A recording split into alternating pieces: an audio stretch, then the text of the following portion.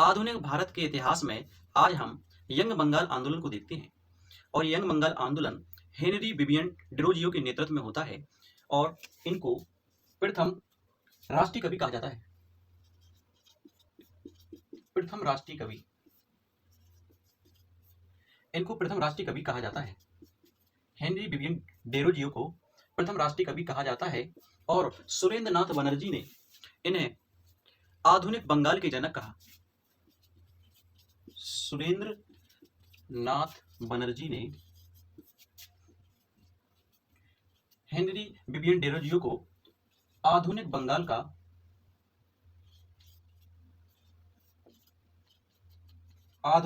का इनको जनक कहा। सुरेंद्रनाथ बनर्जी ने इन्हें आधुनिक बंगाल के जनक या बंगाल में आधुनिक सभ्यता के जनक कहा। इनके द्वारा ईस्ट इंडिया दैनिक पत्रिका का प्रकाशन किया गया। इनके द्वारा ही ईस्ट इंडिया दैनिक पत्रिका का प्रकाशन किया गया।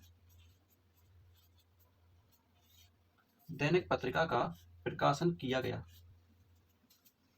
और अगर हम इनकी बात करें, जो एंग्लो इंडियन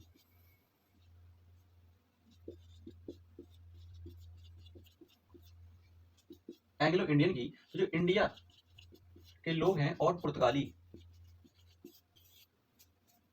जब हमने देखा कि जब भारत में पुर्तगाली आए तो अल्फांसो डी अल्बुकर्क ने एक व्यवस्था लागू की, एक विधवा व्यवस्था, जिसमें विधवा विवाह नीति लागू की, जिसमें जिनसे कोई शादी नहीं करेगा उनसे पुर्तगाली शादी करेंगे और इनसे जो उत्पन्न संतानें हुई वो एंग्लो इंडियन कहलाई।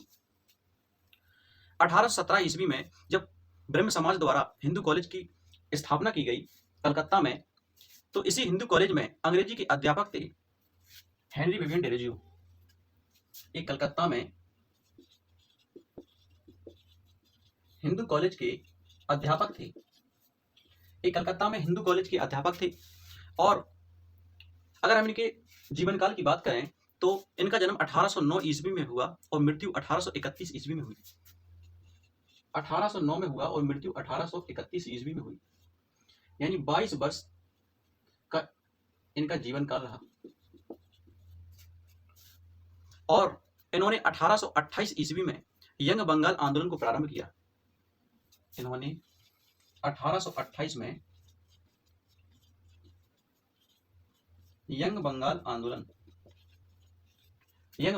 को प्रारंभ करते हैं और इनके समर्थक में यंग बंगाल आंदोलन बंगाल में प्रारंभ किया और इनके छात्र इनके प्रबल समर्थक थे, और जिसके कारण उनको ड्रोजियंस की संज्ञा दी गई। इनके छात्रों को ड्रोजियंस की संज्ञा दी गई। अगर हम इनकी विचारधारा की बात करें तो ये फ्रांस की क्रांति से बहुत ज्यादा प्रभावित थे, जहां स्वतंत्रता, समानता, बंधुत्व, तार्किक सोच और वैज्ञानिक सोच को इस विचारधारा से ज्यादा प्रभावित थे। इसके साथ साथ ये ब्रह्म समाज से भी प्रभावित थे, लेकिन एक क्रमिक विकास नहीं बल्कि तीव्र परिवर्तन चाहते थे या तीव्र क्रांतिकारी का तरीका चाहते थे। तीव्र क्रांतिकारी का तरीका अपनाना चाहते थे और इन्होंने स्त्रियों की शिक्षा हो या स्त्रियों के अधिकारों की मांग हो, इन सभी पर इन्होंने बल दिया। अगर हम इनकी विचारधारा को देखें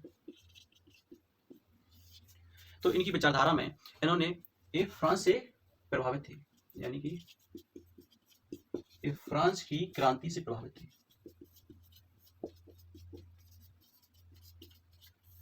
ये फ्रांस की क्रांति से प्रभावित थे, जिसमें स्वतंत्रता,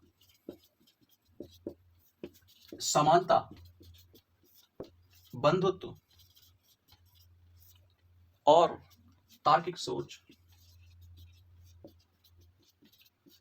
और वैज्ञानिक विचारधारा,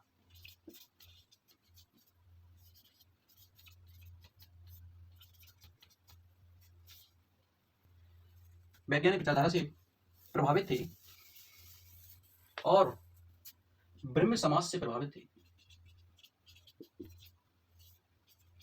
लेकिन ब्रह्म समाज से प्रभावित थे लेकिन तीव्र क्रांतिकारी का तरीका अपनाना चाहते थे। तीव्र क्रांतिकारी का तरीका अपनाना चाहते थे और जो स्त्रियों की शिक्षा हो या स्त्रियों के अधिकारों के समर्थक थे, स्त्रियों की शिक्षा एवं उनके अधिकारों के समर्थक एवं उनके अधिकारों के समर्थक थे।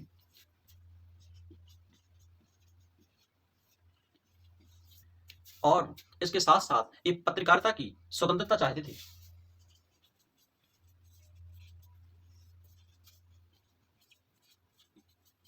एक पत्रकारिता की स्वतंत्रता चाहते थे और सामाजिक एवं धार्मिक बुराइयों के एक कट्टर विरोधी थे।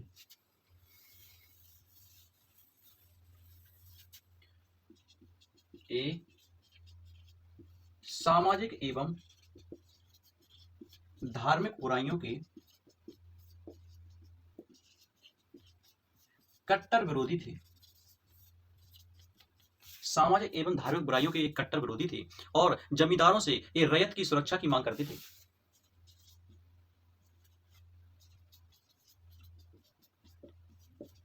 जमींदारों से ये रैयत की सुरक्षा की मांग करते थे और इसके साथ साथ जो ब्रिटिश कॉलोनियों में भारतीय नौकर थे उनकी चिकित्सा की भी मांग करते थे।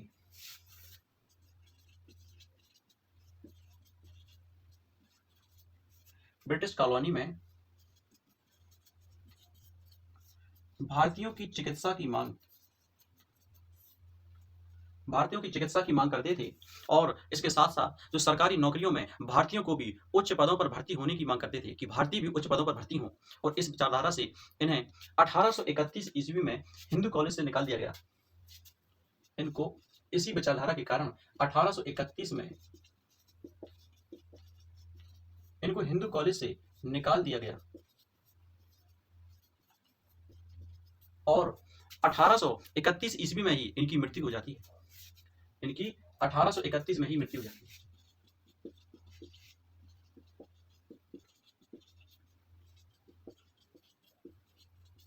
1831 में ही इनकी मृत्यु हो जाती है।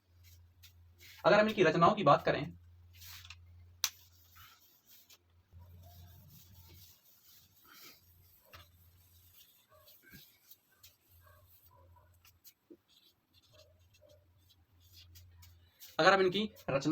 करें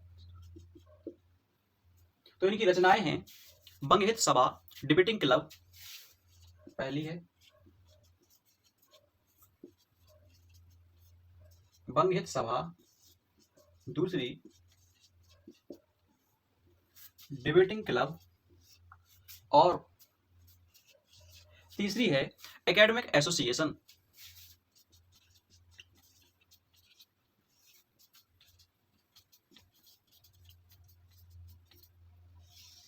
एकेडमिक एसोसिएशन